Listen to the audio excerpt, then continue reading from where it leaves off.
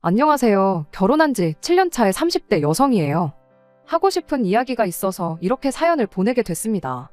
얼굴도 본 적 없는 사람들에게 제 이야기를 해본 적이 거의 없다 보니 좀 어색하지만 그래도 끝까지 들어주시고 해주시고 싶은 이야기가 있으시면 얼마든지 해주셔도 괜찮아요. 달게 받아들이겠습니다. 일단 저는 앞에서 말한 대로 올해로 결혼한 지 7년 차예요. 연애한 기간까지 더하면 거의 10년이란 세월을 남편과 함께 했지요. 그리고 결혼 직후부터 저희 부부는 아이를 갖기 위해 부단히도 노력을 했습니다만 어째선지 통 소식이 없더라고요. 둘 다 젊고 건강한데 도통 이유를 알 수가 없었어요. 그래서 결혼한 지 3년 차가 되던 해 남편과 상의 끝에 병원을 가보기로 했네요. 병원에 가는 내내 어찌나 심장이 벌렁거리던지. 그런데 웃긴 게 뭔 줄 아세요? 저는 솔직히 저희한테 아이가 안 생기는 이유가 남편한테 있을 거라고 생각했어요. 아니, 거의 확신을 했지요. 그도 그럴 것이. 저는 20살 이후로는 매년 건강검진을 받아왔었고 그때부터 지금까지 늘 좋다는 얘기만 들었었거든요. 그래서 저는 적어도 제 건강에는 나름대로 자신이 있었어요. 그런데 검사 결과는 충격 그 자체였습니다. 남편은 아무런 이상이 없는데 제가 문제라고 했거든요. 여기다 다 이야기를 할 수는 없지만 저 때문에 아이가 안 생기는 거다. 그리고 앞으로도 높은 확률로 아이를 갖긴 어려울 거라나요. 그리고 그날 이후로 한동안 제 눈에선 눈물이 마를 날이 없었어요. 하지만 슬픔은 저만의 몫이 아니었습니다. 제가 슬프고 힘든 것보다 더 괴로운 건 제가 보기에도 남편이 너무 불쌍했다는 거예요. 사실 저야 아이를 그렇게 좋아하는 편은 아닙니다. 그래서 아주 오래전부터 결혼을 하더라도 아이를 꼭 낳아야 한다고 생각해 본 적은 없어요. 사랑하진 않지만 애 때문에 참고 산다는 부부들도 이해할 수가 없었고요. 하지만 저희 남편은 달랐습니다. 원래부터 애들을 아주 좋아했다고 했거든요. 그래서 저한테도 못해도 둘은 꼭 낳고 살자고 했었고, 그리고 제가 보기에도 남편은 분명 좋은 아빠가 되어줄 것 같았어요. 그래서 남편 소원대로 꼭 둘은 낳아주고 싶었는데, 그런데 이제 다 지킬 수 없는 약속이자 이룰 수 없는 꿈이 되어버린 거였죠. 그리고 차라리 남편이 너 때문에 망했다고 저를 원망하거나 화라도 냈으면 제 괴로운 마음이 덜했을까요? 착한 남편은 있지도 않은 애가 뭐가 중요하냐면서 애 없이 딩크로 사는 부부들이 널렸는데 우리라고 못할 게 뭐가 있냐. 그러면서 저를 위로할 뿐이었습니다. 그리고 저는 그런 남편에게 무척이나 고마웠지만 한편으론 그게 그의 100% 진심이 아니란 건 알고 있었어요. 어쩌다 밖에서 아이를 데리고 나들이라도 나온 부부를 보게 될 때면 남편은 한동안 눈을 떼지 못했으니까요. 게다가 그런 남편의 태도보다 저를 더 신경 쓰이게 한 건 우리가 애를 가질 수 없다는 걸 알게 된 이후로 남편이 점점 더 시조카에게 사랑과 관심을 쏟아붓기 시작했다는 사실이에요. 그리고 솔직히 저는 그게 썩 좋지만은 않았습니다. 제가 시조카를 질투했다거나 그런 건 결코 아니고 시조카의 엄마인 신우의 태도 때문이었죠. 남편에게는 위로 2살 많은 누나가 있어요. 저희보다 몇 년 일찍 결혼해서 아이도 바로 낳았다 보니 시조카가 어느덧 10살입니다. 그리고 사실 남편은 결혼 전부터 시조카를 유달리 예뻐하긴 했어요. 저도 알고 있던 사실이고요. 그런데 저희가 아이를 가질 수 없단 걸 알고 나서는 그 예뻐하는 정도가 점점 심해져 갔습니다. 보통의 삼촌들이 조카들한테 하는 수준을 훨씬 벗어난 거죠. 처음으로 도가 지나치다고 느꼈던 건 병원에 다녀오고 몇 달 지났을 무렵이었어요. 아침잠도 많은 남편이 새벽 대바람부터 일어나서는 혼자 부엌에서 이리저리 바쁘더라고요. 그래서 뭐 하는 거냐고 물었더니 회사에서 먹을 도시락을 싸고 있다대요. 뜬금없이 웬 도시락을 싸는가 싶었습니다. 그도 그럴 것이 남편 회사에는 구내식당이 있어요. 게다가 회사에서 지원금도 나오다 보니 자기가 낼 돈은 2,000원인가 밖에 안 하지요. 그뿐인가요? 식단 자체가 얼마나 잘 나오는지 주변 회사들까지 소문이 파다했습니다. 그러니 제 생각엔 집에 뭐 특별히 맛있는 게 있는 것도 아닌데 도대체 왜 번거롭게 저러나 싶었죠. 그래서 그냥 가서 사 먹어 한마디 했더니 하는 말이 자기도 그러고 싶은데 돈이 없으니까 이러는 거라나요? 그리고는 냉장고를 들여다보곤 정말 뭐가 없긴 하네 하더니 일단 식빵이랑 바나나라도 좀 가져가야겠다며 혼잣말처럼 중얼거리는 거예요.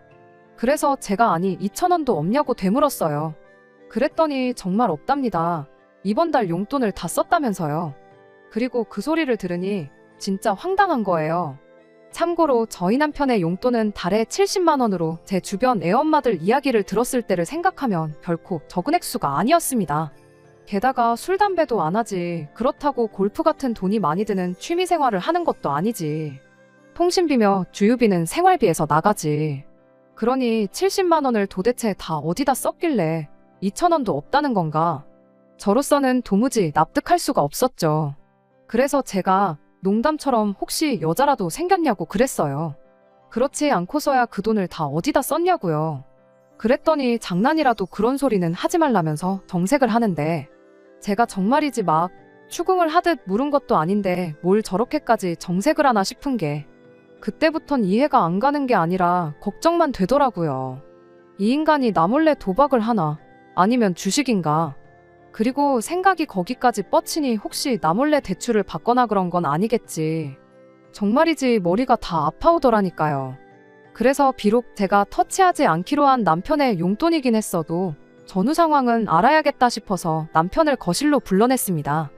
그리고는 도시락 싸는 건 잠깐 멈추고 이야기 좀 하자 했더니 출근해야 하는 사람을 붙잡고 왜 이러냐며 저도 빨리 출근 준비나 하란 식인 거예요. 하지만 제가 뭐 토론을 하자는 것도 아니고 그냥 그 용돈을 다 어디다 썼는지만 말해주면 되는 거 아니냐고 끈덕지게 남편을 붙잡고 늘어졌습니다. 그랬더니 그제서야 남편이 하는 말이 조카한테 썼대요. 조카가 이번 달에는 갖고 싶어 하는 게 많아서 자기가 좀 무리를 했다나요? 황당했죠. 아니, 조카가 갖고 싶은 게 많다고 왜 자기가 그걸 다 사주나 싶어서요.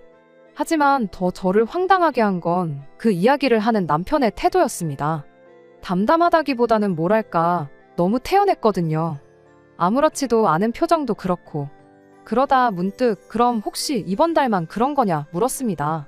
그랬더니 자기도 뭐가 좀 민망하긴 했는지 씩 웃더니 한다는 말이 그럴 리가 있냐.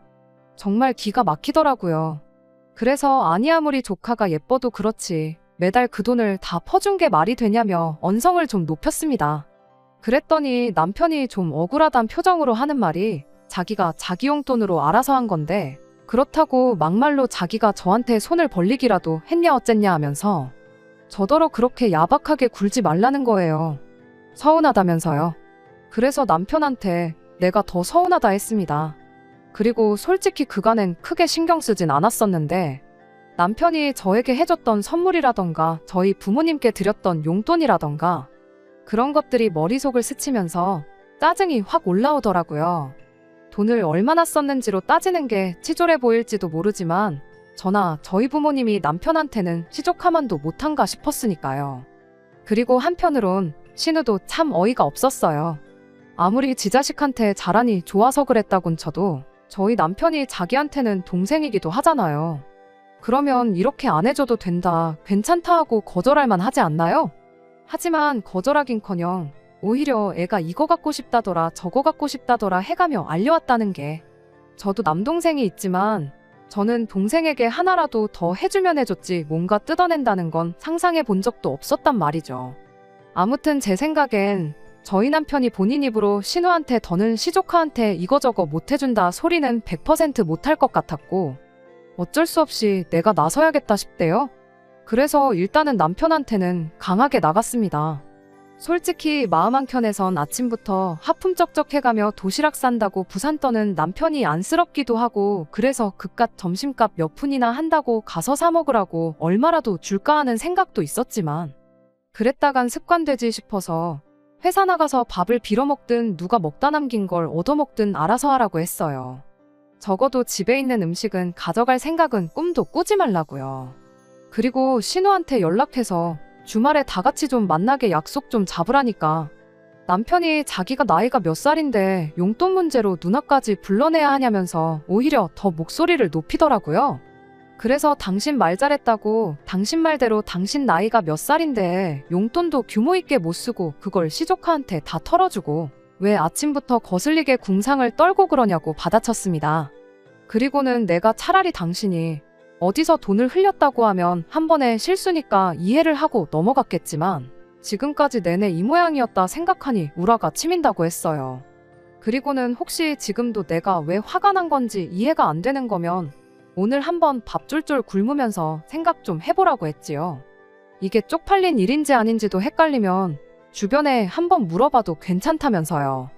그랬더니 계속해서 저더러 너무하네 어쩌네. 하지만 결국 저도 남편도 어쨌든 출근을 해야 했기에 제대로 된 결론 없이 대화는 흐지부지 되었습니다. 그런데 그 일이 있고 며칠 뒤 남편 서재를 정리하다 우연히 남편의 카드 명세서를 발견했어요.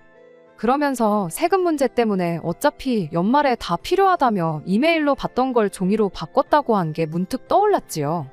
그리고 제가 원래 정말 집요한 사람은 아닌데 그날은 어째서인지 남편 방을 뒤져보고 싶대요. 카드 명세서를 보면 남편이 용돈을 어떻게 쓰는지 대충 사이즈가 나올 게 분명했으니까요. 그리고 그렇게 찾아낸 6개월치의 카드 명세서를 찬찬히 읽어내려가다 보니 정말 가관도 이런 가관이 없었습니다.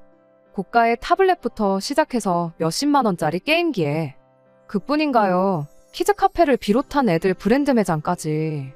이게 시조카한테 쓰였다는 걸 제가 몰랐다면 남편한테 숨겨둔 애라도 있나 싶었을 정도로 전부 애한테 관련된 것들밖에 없었습니다. 그리고 카드로 이 정도면 현찰은 안 썼겠어요? 안 봐도 비디오였지요. 정말이지 허무하기도 하고 한편으론 억울하고 화도 나고. 그리고 그 모든 감정은 단순히 남편이 시조카한테 돈을 많이 썼기 때문만은 아니었어요. 돈이 많으면야 시조카한테 얼마든지 잘해줘도 좋지요. 하지만 저희는 그렇게 또 넉넉한 형편이라고만은 볼 수가 없었습니다. 당장이야 맞벌이니 그럭저럭 먹고 살만하다 쳐도 한치 앞을 모르는 게 인생이잖아요. 그래서 저는 항상 어떻게든 한 푼이라도 아끼려고 아둥바둥이었고 남편도 제가 그렇다는 걸 잘 알고 있었는데 그럼에도 불구하고 그런 저는 안중에도 없었는지 시쳇말로 시조카한테만 몰빵을 하고 있었다는 게 한마디로 배신감까지 들더라니까요. 그래서 그날 저녁 퇴근한 남편에게 아무 말 없이 카드 명세서들을 들이밀었습니다. 그리고는 이게 뭐냐는 표정의 남편에게 내가 형광펜으로 칠해놓은 거 보이냐? 이게 다 내가 보기엔 당신이 시조카한테 쓴 돈 같은데 맞냐고 물었어요.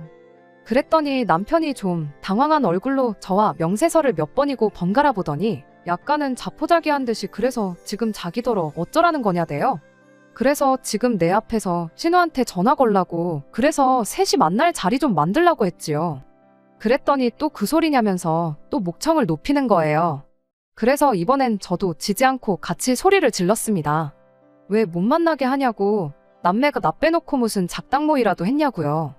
그랬더니 남편도 더는 어쩔 수가 없다 싶었는지 결국 신우에게 전화를 걸대요. 그리고는 뭐 와이프가 보잔다 하니까 신우가 걔가 왜 보자고 하냐며 짜증스러운 목소리로 남편에게 되묻고 그러니까 다시 남편이 신우더러 그건 만나보면 알 거라며. 남편 딴에는 있는 대로 통화 볼륨을 줄이긴 했는데 뜨문뜨문 새어나오는 신우 목소리에서 신우도 어지간히 짜증이 났다는 건 알겠더라고요. 그리고 뭐 결국 주말에 저희 부부가 신우네 집에 가는 걸로 얘기가 됐습니다. 그런데 이틀 뒤 토요일 아침이었어요. 남편더러 얼른 가게 준비하라니까 하는 말이 배가 아프다면서 한 걸음도 못 걷겠다나요? 그러면서 신우네는 다음에 가야 할 것 같다는데 그래서 그럼 당신은 집에서 쉬라고 나만 다녀오겠다 했습니다. 그랬더니 아주 그냥 있는 대로 얼굴을 찌푸리더니 무슨 도살장 끌려가는 소마냥 따라 나오는 거예요. 하지만 그러던지 말던지 남편이 그럴수록 저는 신우한테 할 말은 하고 와야겠다는 의지가 불타올랐습니다. 그리고 그렇게 1시간을 달려 신우네 집에 도착했어요.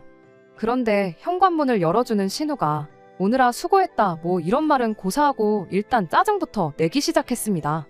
주말에 남의 집에 이렇게 오는 거 매너 없는 짓인 거 모르냐면서요. 그리고 평소에 저라면 대번에 죄송하단 얘기부터 했을 텐데 그날은 며칠 전부터 남편 때문에 짜증도 나 있었고 그래서인지 여러모로 평소처럼 하고 싶지가 않더라고요. 그래서 형님도 한동안 저희 집에 아무 때나 오시지 않았냐고 그래서 저는 당연히 괜찮을 줄 알았다고 그랬어요. 게다가 저희는 약속도 하고 왔지 않냐면서요. 그랬더니 밖에서 봐도 될 걸 굳이 집으로 왔다고 또 짜증을 내는데 솔직히 그건 제가 우긴 게 맞아요. 어떻게든 제 눈으로 집안을 한번 살펴봐야겠다 싶었거든요. 그래서 신우가 뭐라건 더는 대꾸하지 않고 멀찍이 서 있는 시조카한테 외숙모가 심심해서 그런데 게임기 좀 시켜줘 했습니다. 그랬더니 시조카가 아주 울상을 하고는 게임기 없어요 그러는 거예요. 그래서 왜 게임기가 왜 없어 하고 물으니 신우가 불이 나게 와서는 한다는 말이 아는 사람이 빌려달래서 빌려줬답니다. 그러니까 저희 남편이 애가 갖고 싶다고 한 지 얼마나 됐다고 그걸 벌써 남을 빌려줬냐며 누나도 참 너무한다고 한 소리 하더라고요. 그리고 저는 시족하더러 그러면 게임기 말고 뭐가 있을까? 타블렛은 어딨어? 우리 거기다 그림 그리고 놀자 그랬어요. 그랬더니 시조카가 타블렛이 뭐냐며 오히려 저한테 되묻는 게 아니겠어요? 그래서 제가 왜 은색으로 된 네모난 거 뒤에 사과 그려진 거 삼촌이 너가 갖고 싶다고 해서 사줬다던데 했지요. 그랬더니 시조카 말이 자기는 그게 뭔지도 모른다대요. 그러니까 이제 남편도 좀 황당하단 얼굴로 네가 엄마한테 갖고 싶다고 졸랐다며 아니야 하고는 되묻더라고요. 그러니까 신우가 또 손사래를 치면서 하는 말이 애가 뭘 아냐면서 한동안 TV에서 광고 나오고 할 때는 사달라고 난리를 치더니 저런다며 자기 자식더러 애가 이상하다는 거예요. 그래서 애들이 변덕이 심하긴 하죠. 하곤 제가 대충 대꾸하고는 그래도 타블렛이 있긴 있을 거 아니냐고 좀 가져다 달라고 했어요. 그랬더니 애 공부 때문에 감춰놓은 거라 안 된다는 거예요. 그래서 아니 애 줄 게 아니고 제가 지금 좀 쓰려고 한다니까. 신우가 저더러 왜 사람을 귀찮게 하냐며 버럭 짜증을 내는 게 아니겠어요? 그런데 이번엔 오히려 남편이 먼저 신우한테 말꼬리 그만 잡고 타블렛 갖고 와보라며 목소리를 높였습니다. 그러니까 좀 전까지 짜증스럽던 모습은 어디 가고 신우가 안절부절을 못하더라고요.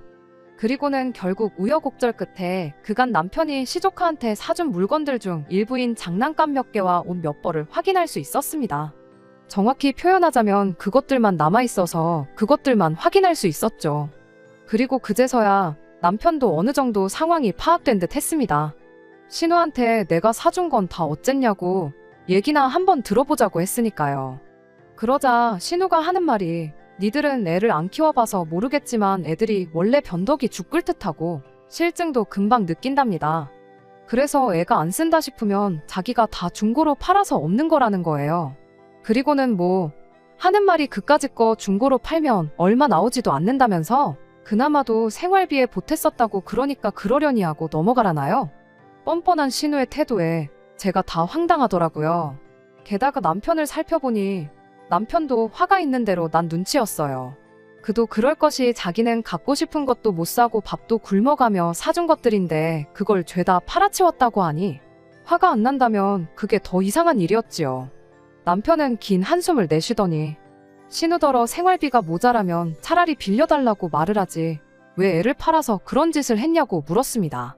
그랬더니 신우가 황당하단 얼굴로 빌려달라면 곱게 빌려줬을 거냐면서 그리고 빌린 돈은 갚아야 하지만 네가 시조카 사준 물건들은 말 그대로 선물해 준 거 아니냐고. 그러면 뭐 그 소유권이 시조카한테 있는 거니까 그거 팔아서 나온 돈도 시조카 돈이나 마찬가지고 자기는 시조카의 보호자니까 그 돈을 쓸 권리가 있다나 어쩐다나 말 그대로 궤변을 늘어놓더라니까요.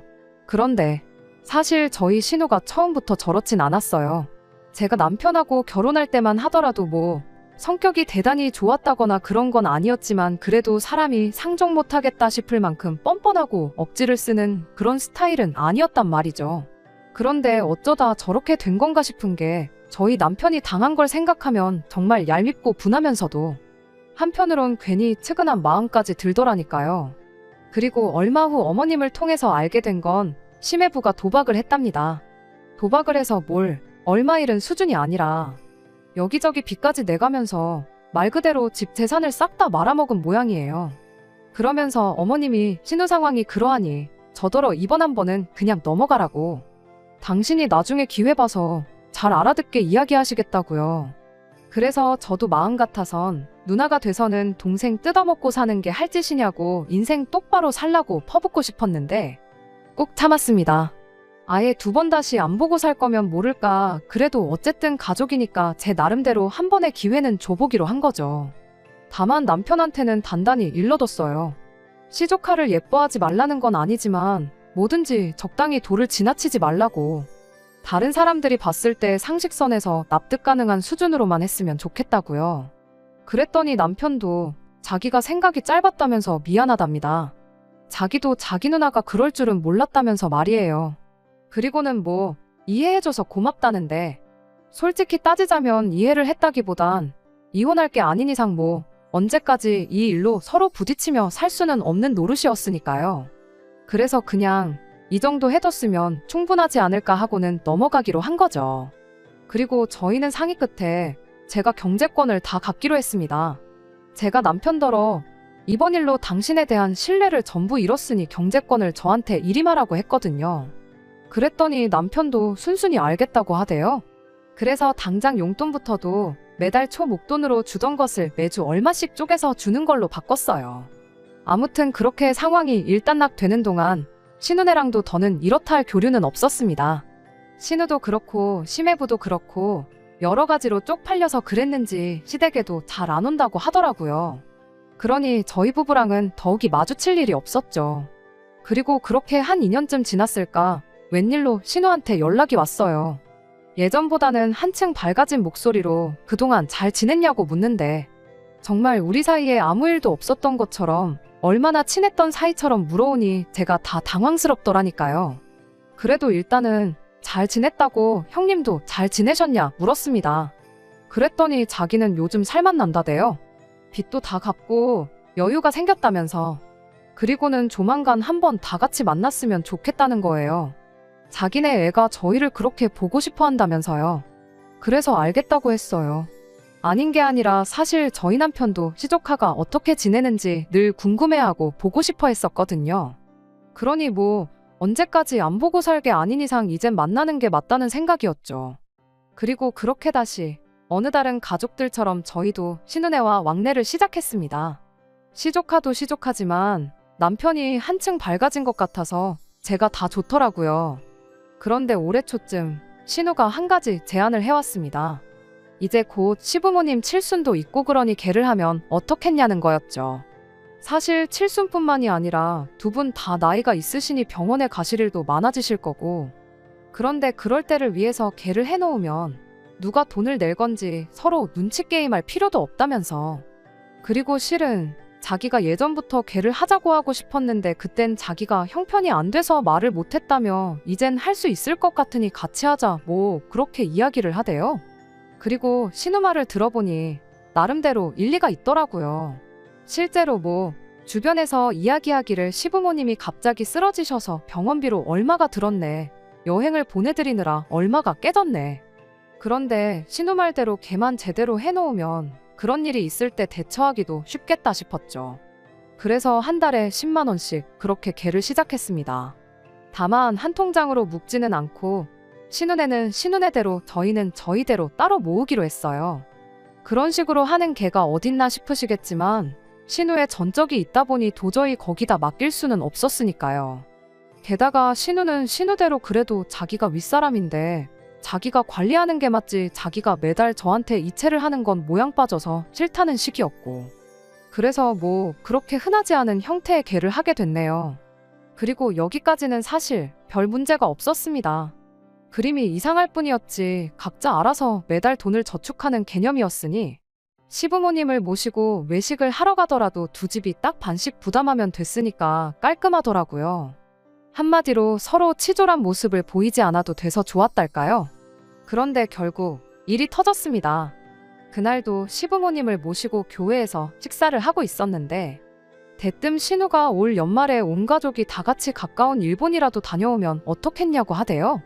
그런데 저희 부부는 이미 일본을 몇 차례 다녀오기도 했고 그래서 영 내키지가 않았습니다. 게다가 신우네랑 왕래는 하고 있었다고 해도 어디 가서 같이 자고 그럴 정도로 편하지는 않았거든요. 그래서 저희 부부는 빼고 다녀오시라고 했어요. 저희는 저희대로 다음에 시부모님 모시고 따로 다녀오겠다고요. 그런데 저희가 그렇게 이야기를 하니 시부모님께서 그래도 다 같이 가야 재밌지 않냐며 말 그대로 서운한 티를 팍팍 내셨습니다.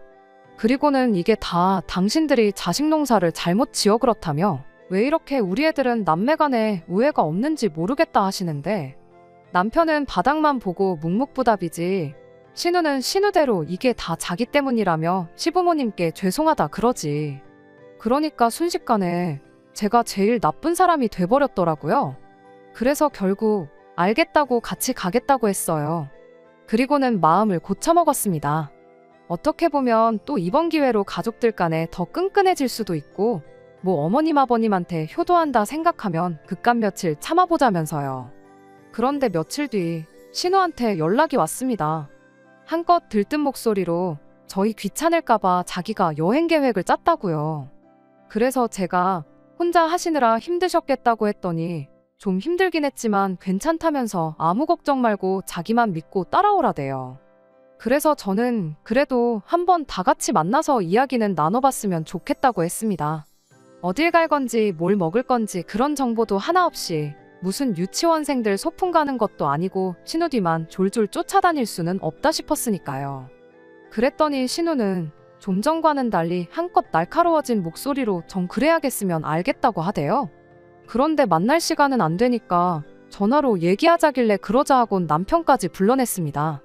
그리고 그때부터 스피커폰으로 신우가 여행 일정을 불러주는데 당장 첫날 도착하자마자 놀이공원을 간다는 거예요. 그래서 제가 어머님 아버님을 모시고 놀이공원을 가자는 거냐니까 그래도 거기가 유명한 곳이니 가보는 게 좋겠다나요? 게다가 그뿐만이 아니었습니다.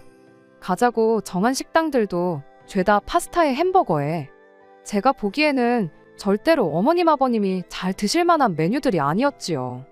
하지만 무엇보다도 황당했던 건 신우가 심해부 동생도 데려간다는 거였어요. 그래서 제가 그 사람을 왜 가족여행에 데려가냐고 말도 안 된다니까. 일본어를 할 줄 아니까 여행 경비를 내주는 대신 통역을 해주기로 했다고요. 어이가 없었죠. 솔직히 요새 누가 일본어를 할 줄 알아야만 일본에 가나요? 가면 천지에 한국말로 다 써있는데 그래서 그럴 필요 없다. 당장 나도 몇 마디는 할 줄 알고 일본어 못해도 여행하는데 전혀 지장 없다. 하지만 신우는 계속해서 그래도 어머님 아버님한테 무슨 일이 생길지 아냐며 유창하게 일본어를 할 수 있는 사람을 꼭 데려가야 한답니다. 그리고는 저더러 안 데려갔다가 한 분이 쓰러지시기라도 하면 너가 다 해결할 수 있냐는데 할 수 있다고 했다가 무슨 일이라도 정말 생기면 제가 다 뒤집었어야 하잖아요. 그러니까 차마 할 수 있다 소리도 못하겠고 그래서 그럼 형님 마음대로 하시라고 했어요. 그런데 그게 끝이 아니었습니다. 여행 경비는 어떡할 거냐고 물어왔거든요. 그래서 뭘 어떡하냐. 시부모님 앞으로 들어가는 돈만 저희랑 형님이랑 반반 부담하면 되지 않겠냐 했습니다. 그랬더니 그렇게 계산하면 안 된다면서 시부모님 2분 그리고 저희 둘, 신은의 식구 셋 그리고 심해 부동생까지 총 8명이지 않냐며 이 8사람 몫을 저희랑 신은의 2집이 나눠서 내야 된다나요? 황당했지요. 저희가 왜 시조카목 씨랑 심해부 동생인지 하는 사람 몫의 반을 부담해야 하는지 납득할 수가 없었으니까요. 그래서 제가 그런 계산법이 어딨냐고 그렇게는 못한다 했습니다. 그랬더니 신우가 저더러 참 똑부러진다면서 어찌나 비아냥거리던지요. 그렇게 똑부러져서 아주 부자 되겠다고 비꼬는데 저도 너무 성질이 나서 부자 될 거니까 걱정 마시라고 받아쳤어요. 그랬더니 이제 뭐 제가 자기를 무시를 하네 어쩌네 되바라졌네 어쩌네. 그리고는 촉새 같은 신우가 저랑 다퉜다며 그새 시부모님한테 이야기를 했나 봅니다. 아니 그냥 그 이야기만 했으면 모르겠지만 거기다 이래저래 살을 또 붙인 모양이에요. 그러니 어머님께서 제가 전화를 받기가 무섭게 너는 돈이 그렇게 좋니? 가족은 안중에도 없니? 인생이 돈이 다가 아니다 뭐 그런 이야기만 하시다 끊으셨겠지요. 그리고 저는 잠깐 동안 당장이라도 어머님께 찾아가서 신우랑 통화한 내용이라도 들려드리고 억울하다고 하소연이라도 해볼까 생각했지만 이내 그러고 싶은 마음도 사라져버렸습니다. 왜냐하면 신우와 통화하는 내내 옆에서 입국 다물고 있던 남편이 이번엔 제가 좀 심했다는 식으로 나왔으니까요. 신우가 헛소리를 해댈 때 남편은 제 편을 들기는커녕 중재조차 하려들지 않았습니다. 그저 팔짱 끼고 눈 감고 뭐 감상하듯 벽에 기대선 고개만 쳐들고 있었지요. 그리고 그때도 저 서운했지만 남편에게 아무 말도 안 했습니다. 이제 겨우 다시 신우네랑 그럭저럭 지내고 있었으니 자기도 어쩔 줄을 몰라서 저러나 보다고 그렇게 생각하려고 했거든요. 그런데 차라리 끝까지 가만히나 있지. 난데없이 저더러 너무하네 계산적이네 그러는데 정말 허탈했어요. 그래서 남편더러 너네 누나는 양심이 없고 너는 결국 나보단 네 가족인가 보다 쏘아붙였고 그리곤 뭐 나중엔 서로 그간 마음에 꽁하고 있던 것들까지 다 끄집어내가며 싸우고 말았네요. 가족 여행이 뭐라고 이렇게까지 일이 커질 일인가 싶으면서도 한편으론 그 얌체 같은 기질을 못 버리고 또 잔머리나 굴려대는 신우가 미워 죽겠습니다. 왜 자꾸 눈에 뻔히 보이는 수로 야가 빠지게 행동을 하는 건지. 그리고 그래도 핏줄이 뭐라고 그런 신우 편을 드는 남편도 참으로 이해할 수가 없네요. 안녕하세요. 일전에 개념 없는 신우 때문에 남편하고 부부싸움했다는 사연을 보냈었는데 기억하실지 모르겠어요. 잘 지내셨나요? 저는 뭐 잘 지냈다기보다는 이런저런 일들이 있었습니다만 결국은 이혼하기로 했어요. 사실 부부 사이에 아예 안 싸우고 살 수는 없죠. 그리고 저희라고 그동안에 안 싸우다 처음 싸운 것도 아니었고요. 하지만 이번엔 싸움도 컸고 무엇보다 신우는 물론이고 시부모님까지 남편이 옳고 제가 그르다고 하니 더는 뭐라 할 말이 없대요? 물론 그분들이 제 편을 들어줄 거란 기대는 애시당초 없었습니다만 그래도 막상 그렇게 한가족이라고 똘똘 뭉쳐서는 저만 나쁜 사람으로 몰아가니 저도 뭐 더는 어쩔 도리가 없더라고요. 그리고 무엇보다도 어머님의 한마디가 비수가 되어 제 가슴을 후벼 팠어요. 어차피 너 때문에 너네 부부는 애도 못 갖는데 뭐 한다고 그렇게 돈을 움켜쥐고는 안 놓으려고 하냐면서. 심보가 고약하니 몸이 그런 거라고 하셨거든요. 그리고 그 한마디를 딱 듣고 나니까 뭐 더는 아무 생각도 안 들었어요. 그런 말을 듣고도 결국 여행을 같이 가는 제 모습이 얼마나 초라하고 우스울지도 상상이 안 되고 그리고 한번 그러고 나면 이제 툭하면 그런 말씀으로 제 마음을 긁어내고 상처를 주실 텐데 그럴 때마다 제가 버틸 수 있을 것 같지도 않았죠. 그래서 남편에게 재산 정리해서 이혼하자 했습니다. 그랬더니 남편이 한다는 말이 애도 못 낳는데 이혼까지 하면 제 인생이 어떻게 될지 상상이 안 되냐면서 그냥 어머님 말씀은 한 귀로 듣고 흘려버리래요. 부부끼리 살다 보면 부부싸움도 할 수 있는 거지 무슨 이혼까지 하냐면서요. 하지만 아무리 생각해도 남편이 끝까지 저를 지켜줄 것 같지도 않고 애를 못 낳는 건 슬프지만 솔직히 이걸 제 잘못이라고 할 수 있나요? 저는 그저 제가 불운하다고 생각할 뿐 제가 잘못한 일이란 생각은 안 듭니다. 미안한 것과 잘못한 것은 다른 일이잖아요. 그런데 어머님의 말씀을 듣고 나니 그간 마음속으로 어떻게 저를 생각하셨는지도 알게 되었고 그럼 뭐 신우라고 별반 다를 것도 없겠죠. 그리고 남편이야 지금은 뭐 아직 그래도 서로 젊고 사랑하니 괜찮다 할지라도 지금보다 세월이 더 흐르고 그때 가서 저를 원망하면 그건 또 어떻게 제가 감당해야 하나. 답이 없는 질문들이 머릿속에서 계속 맴돌았습니다. 그리고 결국 이 모든 걸 끝내는 건 제가 남편과 완전히 남남이 되는 것뿐이겠더라고요. 그래서 다시 한번 이혼을 요구했고 그렇게 결국 이혼했어요. 앞으로 남편은 시조카한테 몰빵을 하며 살지 아니면 새 여자를 만나 애를 가질지 모르겠네요. 그런 건. 저는 그쪽으론 아무런 신경도 쓰고 싶지 않아요. 비록 해피엔딩은 아니지만 지금이라도 제 인생을 되찾았다는데 의미를 두려고 합니다. 애를 낳지 못한다고 꼭 죄인처럼 살 필요는 없잖아요. 제가 잘났다는 건 아니지만 그래도 저도 행복해지고 싶으니 지금부턴 저 하나만 생각하며 살아보려고요. 응원해주세요. 끝까지 들어주셔서 감사합니다. 오늘의 사연은 여기까지입니다. 구독과 좋아요, 알람 설정 부탁드리고 더 좋은 사연으로 다시 찾아뵙겠습니다. 감사합니다.